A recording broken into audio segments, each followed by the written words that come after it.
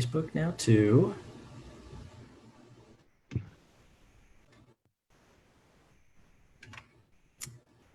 This is always fun. Okay. Yeah, the door just keeps ringing. This is great. I'm gonna make sure no one's running their videos. Okay. Well, I will go ahead and get started and hit our record button here. Hello, everybody, and welcome to an interview with Jack Jennings. This is Monday, June 29th, 2 p.m. Eastern. My name is Trey Calvin. I'm the Communications Director for the Center for Applied Linguistics, and I wanted to go over a few administrative items before we begin today with our interview with Jack, who is here on the line. So let me go ahead and go through a couple slides here. So if this is the first time that you've been on Zoom, congratulations, you've made it 4 months without having to jump on Zoom. In the case that this is not your first time, then a lot of what I'm about to tell you is already common knowledge. Make sure that today you are muted, that your video is turned off, and that if you want to enter comments, that you do that through the chat feature in the chat box that's on the bottom control banner of your Zoom video. Okay, as some people keep coming in, I will allow those folks to get in. All right, moving on. Part of what we're talking about today is Jack's new book that came out just a few months ago called Fatigued by School Reform, which we're really excited about this. Jack's going to share with us a lot of his ideas that come from this book. And we want to encourage you to purchase your copy. It's available on Amazon. It's available on all e-readers. You can get it in hardcover and paperback. I think we have a few props laying around. I can show you my e-reader version in just a minute. The publisher is Roman. You can also purchase it on that site as well. And I want to let you guys know that we are giving away, this is a big surprise here, we're giving away 30 books. 30 participants today will receive a free copy of Fatigued by School Reform by Jack. All you need to do to enter to win is submit a question for Jack in the chat box, which, as I explained, is just below your Zoom board at the bottom there. Enter a chance to win, and afterwards, I will send out an email to those 30 participants to let you know that either you've won, and I'll ask for more information on how to send the book to you. Of course, we will be using Lysol to wipe them down and then putting them into a nice envelope and sending to you that way. Okay. At this point, I want to turn it over to our president and CEO of the Center for Applied Linguistics, Dr. Joel Gomez. Dr. Gomez. Thank you very much, Take it Trey. away. I appreciate it. And on behalf of the Cal Board Chair, Dr. Eugene Garcia, members of the Cal Board and Cal staff, welcome to the Center for Applied Linguistics online presentation. The Center for Applied Linguistics was founded by Charles Ferguson in 1958 with a vision to take language research findings and theory and to apply them to issues in education from society through a social justice lens. And throughout its history of 60 years, Cal has made valuing all voices a priority through its advocacy and work in support of multilingualism, multiculturalism, and America's languages. Currently, Cal continues to honor this vision through solutions in the area of research, practice, and policy. Today's speaker focuses on education policy at the national level. I have the distinct honor of introducing Jack Jennings, who has been involved for more than a quarter century in nearly every major education debate held at the national level here on the Hill in Washington, D.C. Jack graduated from Loyola University of Chicago and went on to obtain a JD from Northwestern University School of Law. For the next 3 decades, Jack served on Capitol Hill as the subcommittee staff director and then as general counsel for the U.S. House of Representatives Committee on Education and Labor. During this tenure, Jack worked on high-profile pieces of legislation, including every reauthorization of Elementary Secondary Education Act, the Vocational Education Act, the School Lunch Act, the Individual with Disabilities Education Act, the Higher Education Act, and many others.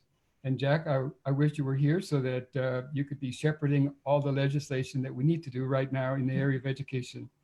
In this regard, Mr. Jennings has expressed that there are enormous advantages for a society in which many individuals know other languages. He has stated that knowing 2 or more languages is good for the individual, for society, and for national security. He says that it benefits individuals academically, socially, and economically. So Jack, thank you for your support of multilingualism and bilingualism and multiculturalism. Jack's publications includes books such as Presidents, Congress, and the Public Schools, The Politics of Education Reform, and most recently, his book, the book that we're going to talk about today, Fatigued by School Reform.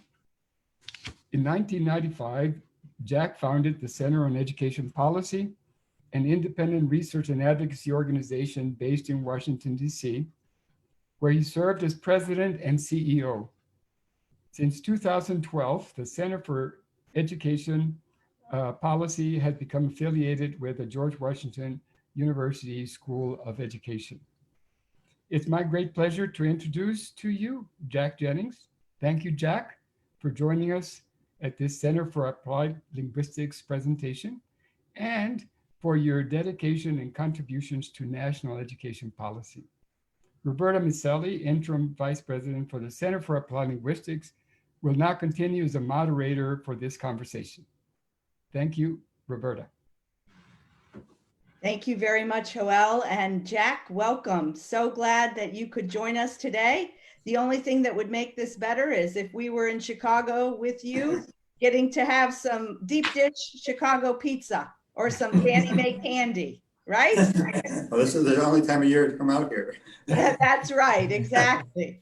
Well, I need to let you know that I have read your book, and I have not only read your book, I have tabbed all the different places that I want to ask you questions today. So I think that the first question is one that is on our mind here at the Center for Applied Linguistics, but it's also one of the questions that's popping up in the chat box. And that is, what was your motivation? Why did you write the book? Well, I've been retired, as you said, for a while. And before that, I did have these 2 careers in Congress as well as the Center on Education Policy. But being retired, I kept my interest in issues. And one of the issues I saw that got me very interested was a Gallup poll a couple of years ago that found that the majority of American people thought the public schools were worse today than when they attended school. And I found that hard to believe after 50 years of trying to improve the schools. So when a friend of mine offered a chance to publish a book, I grabbed that chance and tried to figure out why this has happened. What did these reforms do and what did they not do right? And that's the purpose of the book. So following up on that topic, I know in your book, you span over 50 years of school reform, starting with equity and then all the way up to current day school choice. Right. So are we really worse off? I mean, we poured a lot of money, we poured a lot of time, we poured a lot of energy. What is the status today? Where are we with school reform? Well, in trying to look at 50 years of school reform, there were many things that were done. There were comprehensive schools, effective schools, Annenberg challenges, all sorts of issues, trying all sorts of attempts to improve education. I tried to pick the 4 that had the broadest impact, and they were those that you mentioned: equity, standards, accountability, and choice. And each one operated differently. Equity began in the 60s and went into the 70s. And the purpose there was to include those who had been excluded. And that's why in the bilingual education, where kids have to be taught bilingual English as another language, you have Individuals with Disability Education Act to educate children with disabilities, Title I to help the poor, and so on. And all these programs were put in place with an equity purpose. And they did well in the sense that they provided services to many kids who wouldn't have been helped otherwise. They also helped women through Title IX to get into sports and into colleges. So they did good, but what happened was President Johnson created all these programs in the 1960s. And you had all these grand edifices, but then the money that he was going to put into them did not materialize because it was diverted into Vietnam. So you have Title I that started at $1 billion. Within a couple of years, it was supposed to be $3 to $4 billion. And instead it came along at $1 billion for a number of years. And so we have all these intents without the substance because the money wasn't provided. But the program still did good. They just never reached their ideals. Now with the standards movement, this in a way was a reaction to equity because that people were admitted into schools and standards were lowered for these people. Well, with academic standards, the prime purpose was to raise test scores. And people thought they could do that if they had academic standards at the state level and tested. 30 years ago, states did not have academic standards. Today, every state has academic standards in at least 2 areas, maybe 3, and statewide testing programs. Now, that is a successful reform in the sense that they put everything in place. We don't know the ultimate answer yet because all their standards are being included now in the curriculum and professional development and so on. We'll know the answer in a couple of years. But then along came accountability. And accountability to me was almost kidnapping the standards movement because standards had one phase, which was setting standards, second phase, which was testing kids to see whether they met the standards. And accountability came along with George Bush and No Child Left Behind and said, we're going to push teachers into raising test scores. And there was a national goal. There was a schedule for raising test scores. There was penalties if they weren't raised. And it was a push to teachers, push them on the back to get them to work hard to get those scores up. Well, what happened was the scores didn't go up on the national assessment and objective measures did not find an increase in knowledge by kids. But the law was there pushing, constantly pushing. Well, ultimately it was repealed because of all this opposition and lack of a positive record. So then now there's a weaker statute in place for accountability. The last reform is the different choice is a market-driven reform, unlike the others. It's a reform that says the market knows better. And there's 3 different types of choice. There's tax laws, federal and state tax laws that give deductions and credits to people who donate to organizations that will subsidize kids in private schools. There's private schools that are involved in voucher programs, and there's charter schools, which are half public, half private schools. Well, the promise of charter schools and vouchers was that kids would do better in those schools than in the regular public schools, perhaps in the ghetto. What has been found through objective evaluations, which are in the book, that there is no advantage overall to being in a charter school or a private school supported by vouchers.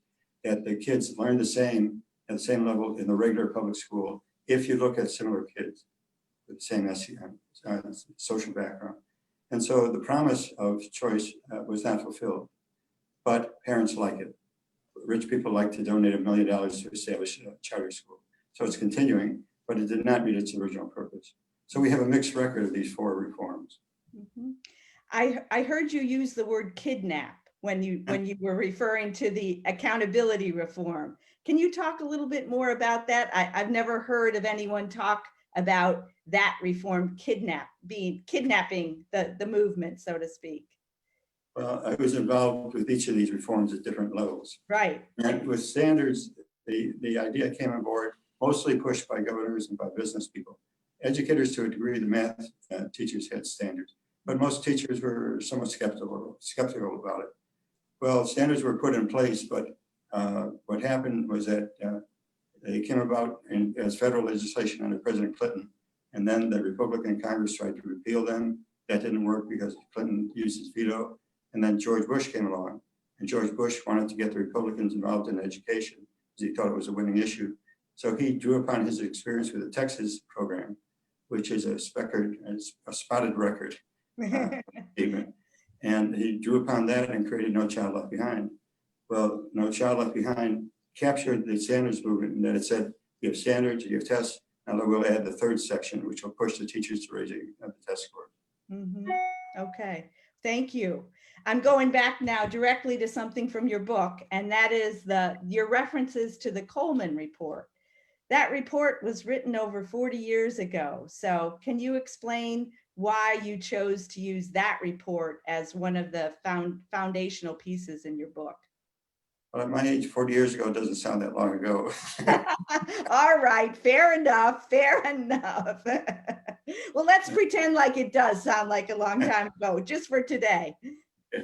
I get my decades mixed up sometimes. Fair enough. Well, ESEA, well, let me go back a little bit. back in the 40s and 50s, there was a demand for federal aid to education, including conservative Senator Robert Taft from Ohio in favor of that. But it didn't come about for a variety of reasons, the opposition by the Catholic Church, opposition by segregationists and so on. But it finally did come about in the 1960s with President Johnson. And this had been a 20, 30-year long struggle. So Johnson got his programs in place, and Johnson signed 60 education laws. And so it created all sorts of education programs. And they were put in place, but right after he signed the laws, putting them all in place, the next year, 1966, along came the Coleman Report. And the Coleman Report seemed to say that it wasn't money, which Johnson had fought for the schools. It wasn't curriculum. It wasn't teachers. It wasn't buildings. It was family background that far and away determined whether it was going to succeed in school. And it was family background that made a difference. Well, then presidents stood there, all these congressmen stood there, having voted for these things and fought for these things. They say, who is this guy telling us that everything we've tried to do doesn't amount to anything? And so they got into a political squabble. And Coleman didn't quite say what he was reported to say, but it was easily used. So the opponents of federal aid used Coleman against the new programs. And it got into a messy political battle. And so gradually, after Coleman was used and misused for a while, he faded away in terms of importance. And Johnson and the Democrats and Republicans who supported federal aid continued along. But now I want to bring him back, because I think if you reread Coleman, you find a lot of thought there. His report was attacked for 50 years.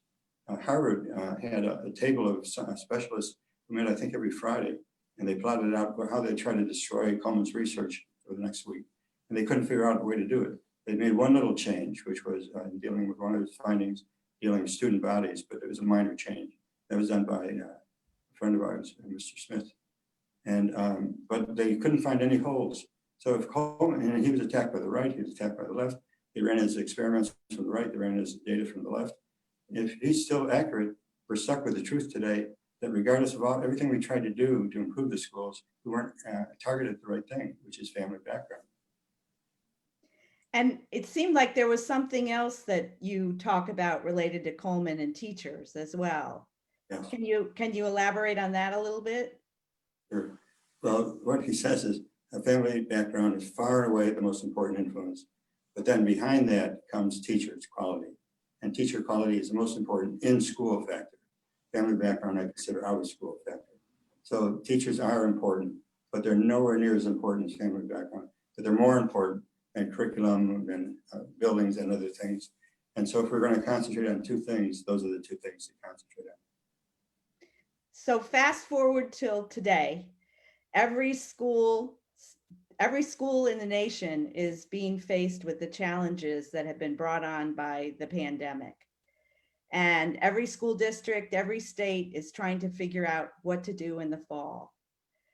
So given that you have lots of years of experience, you've seen things that work, things that don't work. What is some advice that you might have as schools and school districts and states try to figure out how are they going to stand up their schools and provide instruction in the light of the pandemic? Well, like anybody who's been in Washington for 50 years, I have an opinion on that. Great. But first, to understand my opinion, Okay. With Coleman. When Coleman came back, if we brought him back, even though it's difficult to do, we brought Coleman back, and he looked at these state reforms and he said, there may be good things for cleaning up the school system, for making it operate more efficiently, but it's not going to move the dial very much in terms of student achievement. You have to concentrate on teachers and on family background. Well, the kind of person I am, I don't believe in criticizing without offering an alternative. Mm-hmm. So my alternative is that dealing with teachers, that states should set the goal that teachers have high verbal ability and high cognitive skills. Those are the things that have been found by Coleman and by others. There's a major report that was released last year. Those are the things that were found to be most important in terms of having an effective teacher. Now, there's lots of other attributes a teacher has to have, but those are the most important.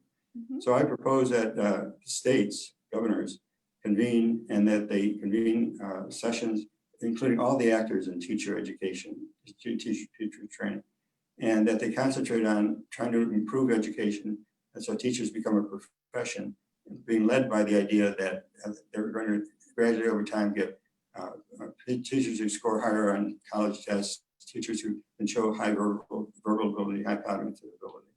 And that this be done by governors because the federal government's too far away. Local entities can't handle it. It has to be somebody in the middle, and governors and states can do that. Now, when it comes to how to deal with family background, I should go back a point to clarify this. When Coleman says family background, he means social economic status, which we call today SES. Yep. And he uses a number of factors. He uses 8 factors, but they boil it down to 3. And these are the 3 that are used today. How much money does a family have in income? How long were the parents in school? And is the jobs that the parents have, are they prestigious or not? And those that fulfill those requirements are at the top of the SES scale, and they do well. Kids at that range as a group do well in school, almost regardless of the quality of the school. Mm-hmm. Now, not every kid in that group, but as a group. At the bottom end of the scale, those kids without parents that have high incomes, high jobs, high educational advancement, those kids have the deck stacked against them. And the record shows they don't do well in school. Not all of them, again, but as a majority, they don't do well in school. So the objective is to deal with SES in some way. Now, I divided it into 2 sets of recommendations. One is with the school itself. I think the school can institute a very effective parental engagement program to involve parents in school. And there's a whole literature on this, and they can do that. They can also have programs that help these kids try to make up for some of the disadvantages they suffer being at the bottom of the scale. And these would be preschool programs, after school programs, and summer programs. But these programs can't be tangential. They have to be integral to the education of the kid. So they have to be taught by the same teachers, taught by the same curriculum all year long. They have to be something that can't be written out by a budget dispute. And but beyond that, those are the things you can do in school to try to make up for some of the disadvantages of the kids. I go beyond that and say that we have to get out into society. Schools did not create the inequities we have in society. Economic policies and social policies created those inequities. And schools are left with the residue of those policies. We should deal with the policies directly in order to lower the number of kids who are in SES at low levels, which means that I think school reformers should spend half their time on changing the general policies in the country. The last couple of tax bills have been horrendous for the country. They've given the money to the very rich, and they slammed the table against everybody else. And so people at the low end of SES, at the middle end of SES, don't have the means to improve themselves, to get better jobs and all that. The table is slanted against it, as it is slanted against people that want to get job training to get a better job. There just aren't that many programs available. Because as a society, we've said, make it on your own. We're not going to help you. And so you have to get involved in these social issues in order to face down people that say schools will do it all. We'll let the schools bring about a better economy by educating more people. We'll let the schools bring about a more civil economy. Schools can't do it all. Right. They can help, but they can't lead. And so the burden is on leaders, political leaders, to bring about change. And I thought it was horrendous what President George W. Bush said when he said there should be no excuses from any teacher if every child does not succeed in school. That's ignoring Coleman entirely, ignoring the family background, ignoring what the kid is bringing to school and what other kids are bringing to school. It's not the teacher's fault. Teachers should be held liable, but not for 100% of the things, because teachers responsible now can only influence about 20, 30% of the things. The rest of it has to be dealt with by broader policy. You can compensate for some of the disadvantages, but you have to change the broader policies. So I think these school reformers should go down the street to City Hall, come to Washington, go to the state capitals, bring about real change in society. Then you'll find the schools getting better. So I think I'm hearing you say that we should take advantage of this opportunity with the pandemic and focus our efforts on policy, because we have, without changing that policy, we're not going to be able to get at the root of the issues. Do I have that right, or am I misunderstanding? No, you do. But this is almost July, and schools may be open in August, September. In some districts, they won't be open until January. Right. And school administrators are sweating bullets today because they're trying to figure out how the heck are they going to open schools. They have 3 crises going on at the same time. Health crisis, in that they have to somehow find enough space for these kids. so they don't bump into one another and convey germs. And these are little kids, and you're going to get a third grader to give 6 feet to the next third grader. And these buildings are frequently overcrowded. Where are you going to find the space in the corridors for these kids? So that's the health crisis. They're facing an education crisis, and that the computer learning that they hoped would do the trick is not doing the trick. That was what kids did for the last couple months of last school year. And what we're going to find is that the kids from the lower end fell back. They lost because they couldn't figure out how to use the computers. Their parents weren't there to help them use it. They were the losers in this situation. And it'll follow the SES line. Those at the top will do well, have gain. Those at the bottom and middle aren't going to gain. And so there's that problem. The last problem is the economic problem. States have lost revenue with this economy. And the estimates are anywhere from up to 30% of teachers will be laid off because the states won't have the money. The federal government has to come in and help the states, as it did under the crisis under Bush and Obama, help the states keep the teachers on the payroll. So these administrators are in a hell of a situation. I don't expect them all to put all this aside and read one of my books and say, oh, well, the book has a lot to say for us. But I do ask them to do this. At the beginning of the day when they meet, and at the end of the day, they ask themselves 2 questions. One is, what are we going to do today to help kids who are at the low end of SES? And what have we done are we going to do today to improve the quality of teaching? And they should ask that of themselves at the end of the day. And if they say, we don't know, or no, you're going to find up the same schools as you did before, just configured it. And so if we want real achievement, they should ask themselves whether they're going to deal with family background, whether they're going to deal with quality of teaching. So I've had the luxury of asking you all the questions, and I can see that our chat box is blowing up. So I know that our audience also wants to be able to have the luxury of asking you some questions. So I'm going to turn it over to Trey so he can pull in some of the questions from the chat box.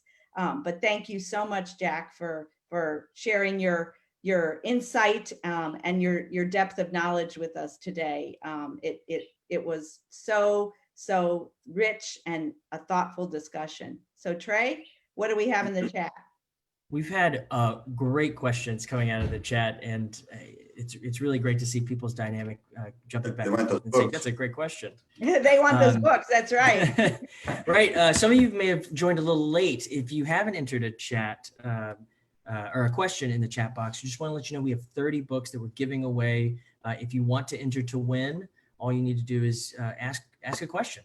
It may not come up in our limited amount of time here today, but I will follow up with you later and choose 30 people at random to send these books to. So just to let you know, I guess one of the first questions that's come up a couple times is, it's sort of a dual-sided question. One is, what's the evidence that we're basing the statement that schools are worse off than they were, say, 60 years ago, 50 years ago?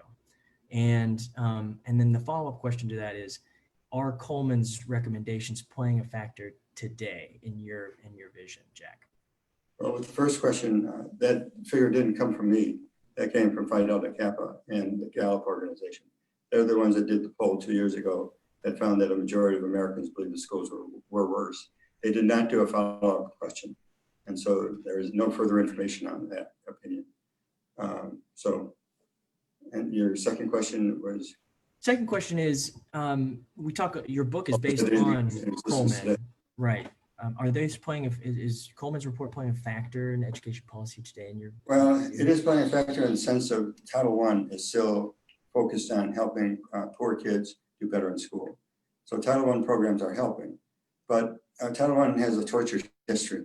It was general aid, and then it became very much categorical aid, and then it was loosened up, and now in half the schools that receive Title I money, it can be used school-wide for about anything.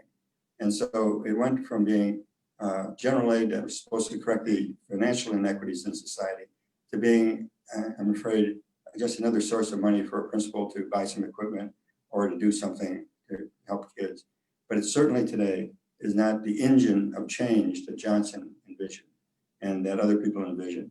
They envisioned this program as being a major source of revenue to school districts so that they could right the wrongs, they could have better funding, bring in better teachers, and have a better school system for all.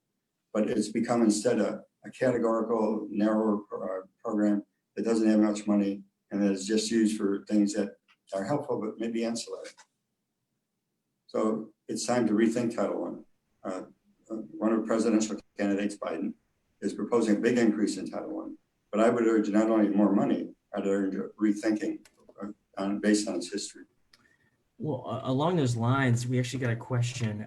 This is from Rosie Castro-Feinberg down in Florida. Hi, Rosie. It's good to see you. She asks, what question on education would you actually want to ask during the presidential debates? That's a tough What question. What would you do to help kids who have low SESs, that have low family incomes, or maybe no family? What would you help to have them? How would you help them have them succeed in life? I think many people are speaking for the rich and speaking for the upper middle class. I think we have to concentrate on the lower middle class and the lower classes and see what we can do to help those kids. Here's another one that comes from Yasnakib. He's saying, here's my question to Jack. In a fragmented US system of education, is there any significantly impactful role that the federal government can play? And if so, what gives you hope in that regard? Well, I'm an optimist. And I'll refer to my last book. In that book, I lay out what I think should happen in terms of teacher training preschool in detail. What I found was that people didn't always read the detail. They read the stuff that was simpler. So in this book, I decided not to go into great detail. Now I'm sure somebody's going to say you didn't go into great detail. So I think you have to do the best you can. I'm sorry, I forget the question again. I got off my own tangent.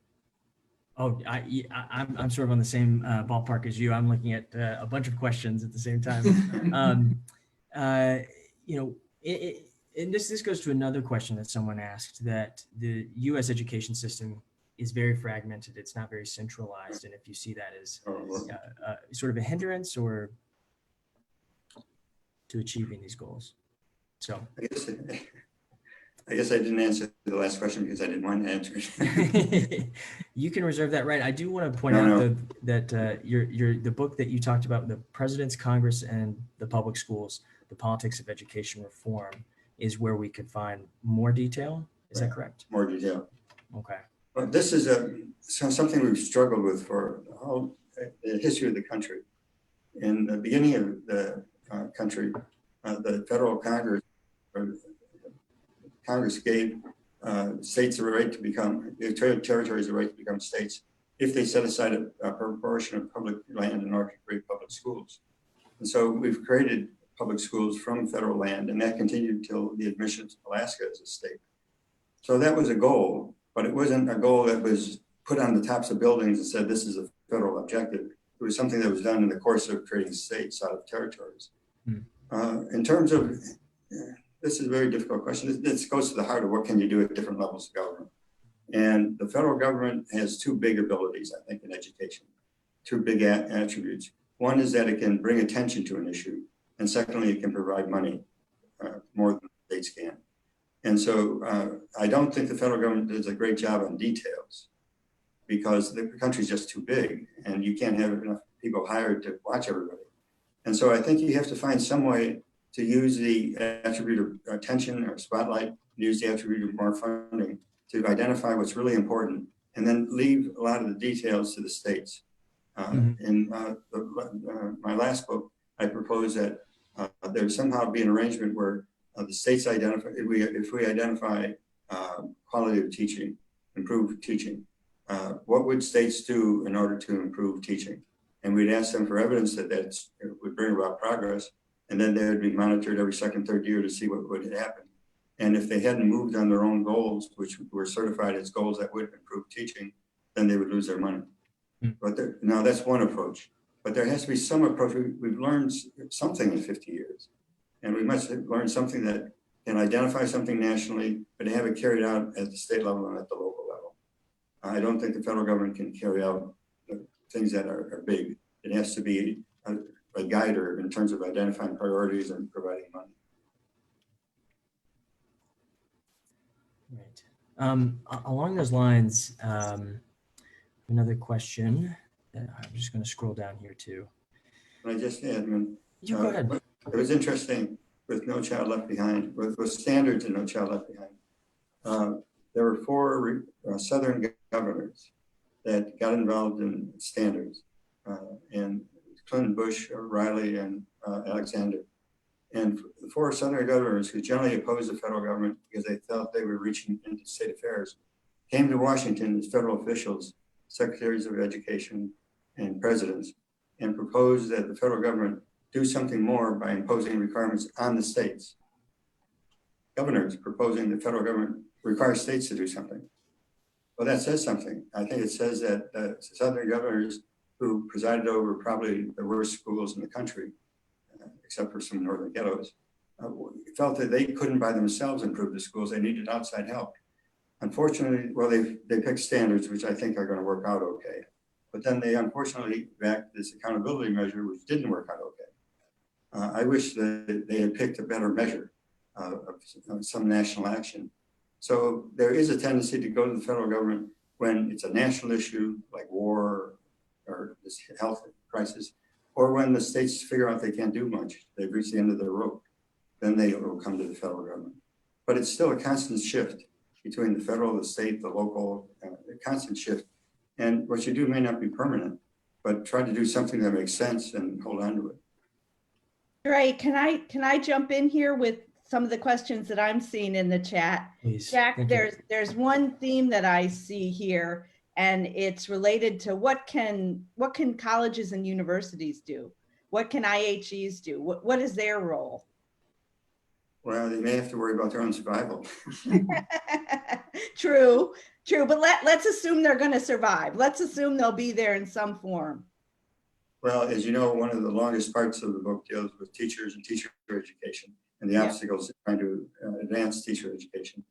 And even when schools like GW, but when schools have tried to raise standards, the regular other departments oppose them because they will get fewer students or less revenue. If the schools of education try for quality, they may not get as many students qualified. And so, and the university presidents, it seems, feed off of the money made by the School of Education, because the School of Education is a relatively low cost project and people pay for it. So they take some of that money and put it into medicine or put it into another area. Mm-hmm. And so they say education is a cash cow in universities. So it might be good if universities corrected their mistakes first and did not make it a cash cow. And I think, and this is going to rile people, I think professors shouldn't, as they get more tenure, shouldn't limit the general courses they teach, and shouldn't limit themselves to graduate students and only meet with 4 or 5 graduate students every other week or so. Mm-hmm. I think professors should be in the trenches, should be teaching the freshmen. And especially the more prestigious they are, they should be down there. The professor is geared towards trying to produce people who can do research well. And that's what they do. They do more and more research. But that doesn't mean they're teaching the kids well. Right. They may be advancing some knowledge, but if you ever look at an AERA catalog, you know, the little pieces of knowledge that are advanced. And so I think higher ed should really become a teaching operation, not just a research operation. Mm-hmm. And it should promote an increase in the qualifications of teachers, teacher candidates. Mm-hmm. Those would be very helpful. What about NAEP? We have a few questions in the chat about NAEP. And I know that you have said that it sounds like you're not a fan of the accountability reform effort. I think that's pretty clear from your remarks. But do you lump NAEP in that bucket, or do you see NAEP as having value? NAEP does have value. You know, the history of NAEP was that they started out in '69. And I was there, I met with people from Harvard who wanted to do this. And they got it started. And it was a very simple test. The states did not want results released by state.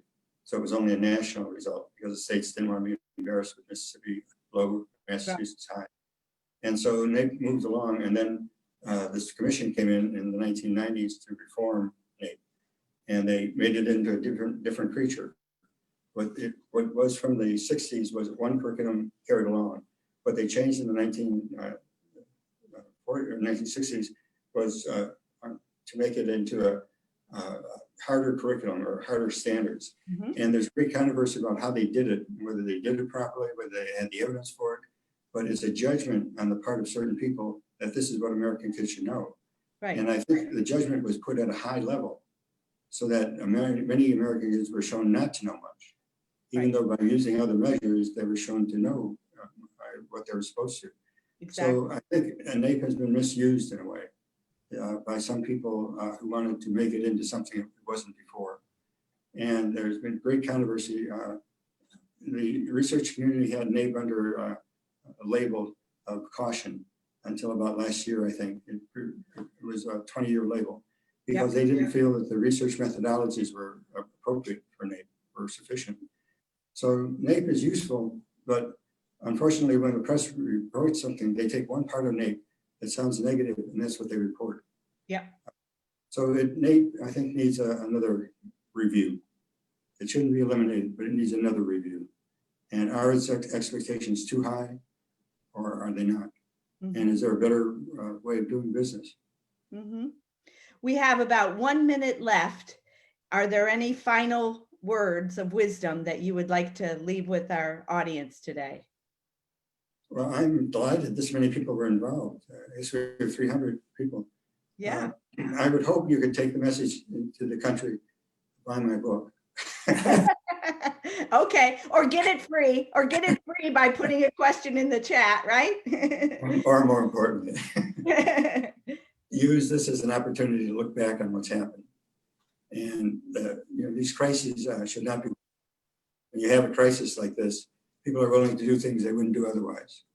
And so now's the time to look at year-long education, year-long schooling instead of the way we have it now. Maybe now's the time to think about master teachers. Maybe now's the time to think about things that have been very controversial before. Maybe they should be revisited.